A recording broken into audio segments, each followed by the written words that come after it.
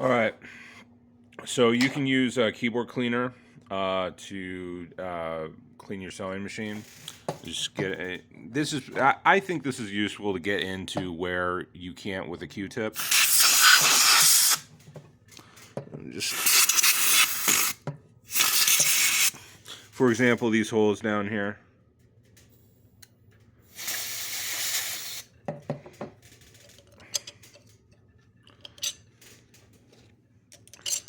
Come on. There we go.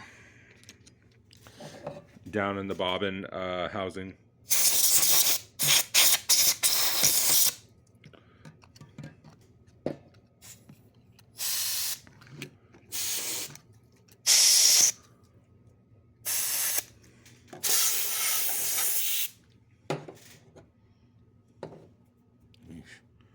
So yeah, I think it's a good idea to have this available just to help clean off your sewing machine when you can.